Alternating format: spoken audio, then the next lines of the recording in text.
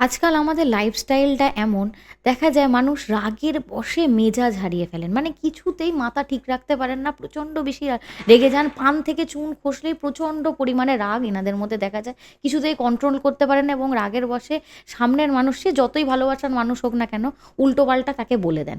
তো অনেকেই আমাকে জিজ্ঞাসা করেন যে, "ম্যাডাম, এই রাগটাকে যদি আমি ঠিক করতে চাই, তাহলে কি উপায় আমরা করতে পারবো?" তো আজকের ভিডিওতে আমি কিন্তু সেটা নিয়ে আলোচনা করব যে রাগ কন্ট্রোল করার জন্য আপনারা কি করতে পারেন?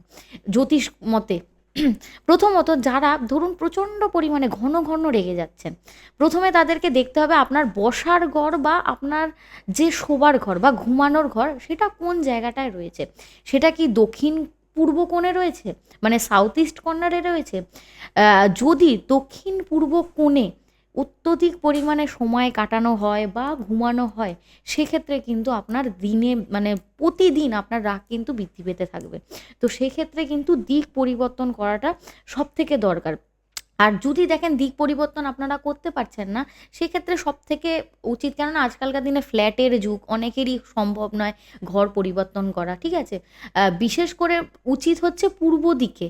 ঠিক আছে? মানে নিজেদের শোবার ঘরটা নয় নর্থ ইস্টে হলেও কোনো প্রবলেম হয় না, বা আপনারা যদি পূর্ব দিক ইস্ট কোণ বা সাউথে একদম প্রপার সাউথে, সেক্ষেত্রেও কিন্তু কোনো প্রবলেম হয় না। কিন্তু দক্ষিণ পূর্ব দিকে থাকলে কিন্তু এই প্রবলেমগুলো হয়ে থাকে। এটা বাস্তুগত দিক। এবার ধরুন আপনি চেঞ্জ করতে পারছেন না। তাহলে কি করবেন? ঘুমানোর সময় রাত্রির বেলায় মাথার কাছে এক টুকরো ফিটকিরি নিয়ে কিন্তু আপনি শুতে পারেন। এই একটা। সেকেন্ডলি হচ্ছে, আপনারা ধরুন বাড়িতে অনেকে এখন ক্রিস্টাল বল কেনেন।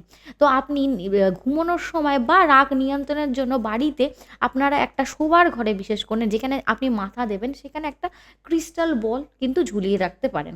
আরেকটা হচ্ছে, রাগ নিয়ন্ত্রণের জন্য আপনারা প্রতিদিন সূর্য প্রণাম করুন। সূর্য প্রণাম করুন, তার সাথে সকাল সন্ধ্যে পারলে মেডিটেশন বা প্রাণায়াম, মানে যেখানে শ্বাস প্রচণ্ড পরিমাণে ওপরে নিয়ে এবং ছাড়তে হবে, এরকম ধরনের প্রাণায়াম কিন্তু আপনারা করতে পারেন। এটা করলে কিন্তু রাগ বা অ্যাঙ্গার ম্যানেজমেন্ট করা যেতে পারে।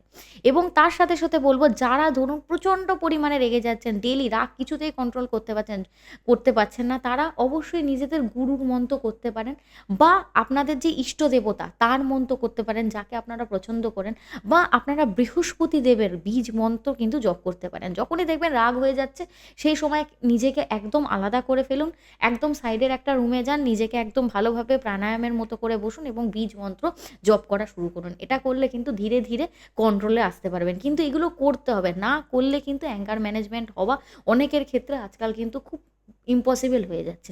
তো এই কয়েকটা সহজ রেমেডি আছে, আপনারা কিন্তু ফলো